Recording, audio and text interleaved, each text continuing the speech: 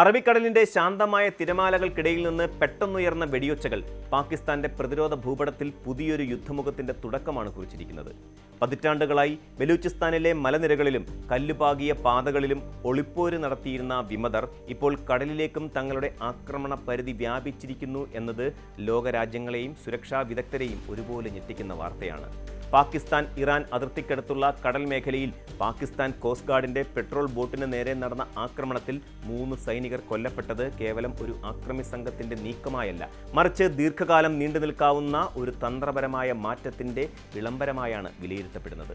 Chinese നിക്ഷേപത്താൽ പടുത്തുയർത്തപ്പെട്ട Gwadar തുറമുഖത്തിന്റെ സുരക്ഷയ്ക്കും അതുപോലെ അറേബ്യൻ കടലിലെ തന്ത്രപ്രധാനമായ കപ്പൽ ചാലുകൾക്കും ഈ നീക്കം വലിയ ഭീഷണിയാണ് ഉയർത്തുന്നത്. ബലൂചിസ്ഥാൻ ലിബറേഷൻ ആർമി അഥവാ BLA എന്ന നിരോധിത സംഘടന ഈ ആക്രമണത്തിന്റെ ഉത്തരവാദിത്തം ഏറ്റെടുത്തുകൊണ്ട് പുറത്തിറക്കിയ പ്രസ്താവന ഗൗരവകരമായ ചില സൂചനകൾ നൽകുന്നുണ്ട്. കരയിലെ തങ്ങളുടെ പ്രവർത്തനങ്ങൾ വിജയകരമായി തുടരുന്നതിനോടൊപ്പം ഇനി സമുദ്രാതിർത്തികളും തങ്ങളുടെ പോരാട്ട ഭൂമിയായിരിക്കുമെന്ന അവരുടെ പ്രഖ്യാപനം പാകിസ്ഥാൻ നാവികസേനയ്ക്കും കോസ്റ്റ് ഗാർഡിനും വലിയ വെല്ലുവിളിയാണ് ഉയർത്തുന്നത്.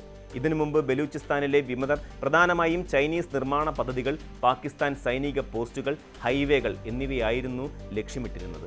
എന്നാൽ ആദ്യമായി ഒരു സമുദ്രാക്രമണം നടത്തുന്നതിലൂടെ തങ്ങൾക്ക് അത്യാധുനികമായ ബോട്ടുകളും സമുദ്രത്തിൽ ദീർഘനേരം നിലയുറപ്പിക്കാനുള്ള ശേഷിയും കൈവന്നിരിക്കുന്നു എന്ന് അവർ തെളിയിച്ചിരിക്കുകയാണ്. ജീവാനി എന്ന തീരദേശ നഗരത്തിന് സമീപം നടന്ന ഈ ആക്രമണം സുരക്ഷാ ഉദ്യോഗസ്ഥരെ പോലും അമ്പരപ്പിച്ചിരിക്കുകയാണ്. കാരണം ആഴക്കടലിലെ നിരീക്ഷണം കരയിലെ നിരീക്ഷണങ്ങളെക്കാൾ സങ്കീർണവും ചിലവേറിയതുമാണ്. എന്തുകൊണ്ടാണ് ഈ ആക്രമണം ഇത്രയധികം ഗൗരവത്തോടെ കാണേണ്ടത് എന്ന ചോദ്യത്തിന് ഭൗമരാഷ്ട്രീയപരമായ പല ഉത്തരങ്ങളുമുണ്ട്. പാകിസ്ഥാന്റെ സാമ്പത്തിക ഭാവി എന്ന് വിശേഷിപ്പിക്കപ്പെടുന്ന ചൈന പാകിസ്ഥാൻ ഇക്കണോമിക് കൊറിഡോറിന്റെ ഹൃദയഭാഗമാണ് ഗ്വാദർ. ഈ തുറമുഖത്തിന്റെ പ്രവർത്തനം പൂർണ്ണതയിലെത്തണമെങ്കിൽ അറബിക്കടലിലെ സുരക്ഷ അത്യാവശ്യമാണ്. ചൈനയിൽ നിന്നുള്ള ഉൽപ്പന്നങ്ങൾ ലോകവിപണിയിൽ എത്തിക്കാനും മധ്യേഷ്യയിൽ നിന്നുള്ള എണ്ണ ചൈനയിലേക്ക് എത്തിക്കാനുമുള്ള എളുപ്പ വഴിയായാണ് ഗ്വാദർ വിഭാവനം ചെയ്യപ്പെട്ടത്. എന്നാൽ ബലൂചിസ്ഥാനിലെ വിമതർ കടലിൽ കൂടി ആക്രമണം ആരംഭിക്കുന്നത് ഗ്വാദറിലേക്ക് വരാനിരിക്കുന്ന വാണിജ്യ കപ്പലുകളെ ഭീതിയിലാഴ്ത്തും. കപ്പലുകൾക്ക് ഇൻഷുറൻസ് തുക വർദ്ധിക്കാനും പല അന്താരാഷ്ട്ര കമ്പനികളും ഈ മേഖല ഒഴിവാക്കാനും ഇത് കാരണമായേക്കാം. ഇത് ഗ്വാദറിനെ ഒരു പ്രേത തുറമുഖമായി നിലനിർത്താൻ മാത്രമേ സഹായിക്കൂ. ഗ്വാദറിനെക്കുറിച്ച് പറയുകയാണെങ്കിൽ ചൈനയുടെ വലിയ പ്രതീക്ഷകളും എന്നാൽ യാഥാർത്ഥ്യത്തിലുള്ള പരാജയങ്ങളും ഇവിടെ ദൃശ്യമാണ്. ദുബായ്ക്ക് പകരക്കാരനായി ഗ്വാദർ മാറുമെന്ന് വർഷങ്ങൾക്ക് മുമ്പ് പാകിസ്ഥാൻ അവകാശപ്പെട്ടിരുന്നുവെങ്കിലും ഇന്നും അവിടെ വാണിജ്യപരമായ ചലനങ്ങൾ വളരെ കുറവാണ്. ദശലക്ഷക്കണക്കിന് ഡോളർ ചൈന നിക്ഷേപിച്ചിട്ടും അടിസ്ഥാന സൗകര്യങ്ങളുടെ കുറവ്, കുടിവെള്ളക്ഷാമം, രാഷ്ട്രീയ അസ്ഥിരത എന്നിവ ഗ്വാദറിനെ തളർത്തുന്നു. ഇതിനെല്ലാം പുറമെയാണ് നിലയ്ക്കാത്ത സുരക്ഷാ ഭീഷണികൾ. ചൈനീസ് ഉദ്യോഗസ്ഥരെയും നിർമ്മാണ തൊഴിലാളികളെയും ലക്ഷ്യമിട്ട് ബലൂചിസ്ഥാനിൽ നിരന്തരം ആക്രമണങ്ങൾ നടക്കാറുണ്ട്. ഗ്വാദറിലെ വികസനം തങ്ങളുടെ വിഭവങ്ങൾ കൊള്ളയടിക്കാനാണെന്ന് വിശ്വസിക്കുന്ന പ്രാദേശിക ജനതയുടെ അമർഷം വിമതർക്ക് വലിയ തോതിൽ ജനപിന്തുണയും നൽകുന്നുണ്ട്. കരയിൽ സുരക്ഷ ശക്തമാക്കിയ പാകിസ്ഥാൻ സൈന്യത്തിന് ഇനി കടലിലും കോടിക്കണക്കിന് രൂപ ചെലവാക്കി പ്രതിരോധ കവചമൊരുക്കേണ്ടി വരും.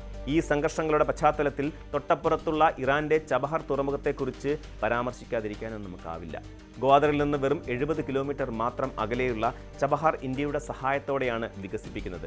പാകിസ്ഥാനെ ഒഴിവാക്കി അഫ്ഗാനിസ്ഥാനിലേക്കും മധ്യേഷ്യയിലേക്കും വ്യാപാര പാത തുറക്കുക എന്ന ഇന്ത്യയുടെ തന്ത്രപരമായ ലക്ഷ്യമാണ് ചബഹാറിന് പിന്നിലുള്ളത്. ഗ്വാദർ ചൈനയുടെ ആധിപത്യത്തെ സൂചിപ്പിക്കുമ്പോൾ ചബഹാർ ഇന്ത്യയുടെയും ഇറാന്റെയും സഹകരണത്തിന്റെ പ്രതീകമാണ്. ചബഹാർ വഴി കടന്നു പോകുന്ന കപ്പലുകൾക്കും വ്യാപാരികൾക്കും ഭീഷണിയാകാത്ത തരത്തിൽ ഈ മേഖലയിലെ സംഘർഷങ്ങൾ പരിമിതപ്പെടുത്തുക എന്നത് ഇന്ത്യയെ സംബന്ധിച്ചിടത്തോളം വലിയൊരു വെല്ലുവിളിയാണ്. എന്നാൽ പാകിസ്ഥാൻ കോസ്റ്റ് ഗാർഡിന് നേരെ നടന്ന സമുദ്രാക്രമണം മേഖലയിലാകെ ഒരു അസ്ഥിരതയുടെ നിഴൽ വീഴ്ത്തുന്നുണ്ട്. ബലൂചിസ്ഥാനിലെ ആഭ്യന്തര സാഹചര്യം ഈ ആക്രമണത്തിന് പിന്നിലെ രാഷ്ട്രീയ കാരണങ്ങളെ വ്യക്തമാക്കുന്നു. പാകിസ്ഥാൻ ഭരണകൂടം തങ്ങളെ അവഗണിക്കുന്നുവെന്നും തങ്ങളുടെ പ്രകൃതി വിഭവങ്ങൾ പഞ്ചാബ് കേന്ദ്രീകരിച്ചുള്ള പാകിസ്ഥാൻ സർക്കാർ കൈക്കലാക്കുന്നുവെന്നുമാണ് ബലൂചിസ്ഥാൻ ജനതയുടെ പ്രധാന പരാതി. ഈ നീരസമാണ് BLA പോലെയുള്ള ഗ്രൂപ്പുകൾക്ക് വളരാൻ പ്രേരണയായത്. സൈനികമായ അടിച്ചമർത്തലുകൾ പലപ്പോഴും ഈ പ്രവിശ്യയിൽ വിപരീത ഫലമാണ് ഉണ്ടാക്കിയിട്ടുള്ളത്. കോസ്റ്റ് ഗാർഡിന് നേരെ കടലിൽ ആക്രമണം നടന്ന അതേ ദിവസം തന്നെ ക്വറ്റയിൽ ഹസാര വിഭാഗത്തിൽപ്പെട്ടവർ കൊല്ലപ്പെട്ടത് ബലൂചിസ്ഥാനിലെ ക്രമസമാധാന നില എത്രത്തോളം വഷളായിരിക്കുന്നു എന്നതിൻ്റെ തെളിവാണ്. വംശീയവും മതപരവുമായ ചേരിതിരിവുകൾ ഇവിടെ സംഘർഷങ്ങളെ കൂടുതൽ സങ്കീർണമാക്കുന്നു. സുരക്ഷാ വിദഗ്ധരുടെ അഭിപ്രായത്തിൽ വിമതർ കടലിലേക്ക് തങ്ങളുടെ പ്രവർത്തനങ്ങൾ മാറ്റിയത് വളരെ ആസൂത്രിതമായാണ്. കരയിൽ സൈന്യത്തിന്റെ സാന്നിധ്യം വർദ്ധിച്ചപ്പോൾ താരതമ്യേന നിരീക്ഷണം കുറവുള്ള കടൽ മാർഗങ്ങൾ അവർ പ്രയോജനപ്പെടുത്തുന്നു. ഇത് പാകിസ്ഥാൻ സൈന്യത്തിന് വലിയ സാമ്പത്തിക ബാധ്യതയും ഉണ്ടാക്കും. ലക്ഷ്യമാക്കും. ഡ്രോണുകൾ, ആധുനിക കമ്മ്യൂണിക്കേഷൻ സംവിധാനങ്ങൾ, വേഗതയേറിയ ബോട്ടുകൾ എന്നിവ ഇത്തരം ആക്രമണങ്ങൾക്കായി വിമതർക്ക് ലഭിക്കുന്നത് എവിടെ നിന്നാണെന്ന് പാകിസ്ഥാനെ സംബന്ധിച്ച് വലിയൊരു തലവേദനയാണ്. ഇറാൻ അതിർത്തിയോട് ചേർന്നുള്ള കടൽ മേഖലയായതിനാൽ ഇരു രാജ്യങ്ങളും തമ്മിലുള്ള നയതന്ത്ര ബന്ധത്തെയും ഇത് ബാധിച്ചേക്കാം. അതിർത്തി സുരക്ഷയെ ചൊല്ലി പാകിസ്ഥാനും ഇറാനും തമ്മിൽ മുൻപും വാക്പോരുകൾ ഉണ്ടായിട്ടുണ്ട്. ചുരുക്കത്തിൽ പാകിസ്ഥാൻ കോസ്റ്റ് ഗാർഡിന് നേരെ നടന്ന ഈ ആദ്യ സമുദ്രാക്രമണം കേവലം ഒരു പ്രാദേശിക കലാപമല്ല. അത് ലോകത്തിലെ തന്നെ ഏറ്റവും പ്രധാനപ്പെട്ട കപ്പൽ ചാലുകളിലൊന്നിൽ ഉയർന്നു വരുന്ന പുതിയൊരു സുരക്ഷാ വെല്ലുവിളിയാണ്. ഗ്വാദർ എന്ന ചൈനീസ് സ്വപ്നത്തിന് മേൽ കരിനിഴൽ വീഴ്ത്തുന്നതിനോടൊപ്പം പാകിസ്ഥാന്റെ സമുദ്ര സുരക്ഷാ തന്ത്രങ്ങൾ അടിമുടി മാറേണ്ടി വരുമെന്നും ഈ സംഭവം ഓർമ്മിപ്പിക്കുന്നു.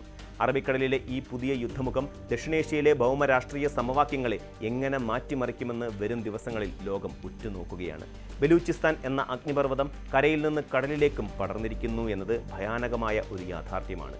ഈ വെല്ലുവിളി നേരിടാൻ സൈനിക നടപടികൾക്കപ്പുറം ബലൂചിസ്ഥാനിലെ ജനതയുടെ അടിസ്ഥാന പ്രശ്നങ്ങൾക്ക് പരിഹാരം കാണാൻ പാകിസ്ഥാൻ ഭരണകൂടം തയ്യാറാകാത്ത പക്ഷം അറബിക്കടലിൽ കൂടുതൽ രക്തം വീഴാൻ സാധ്യതയുണ്ട്.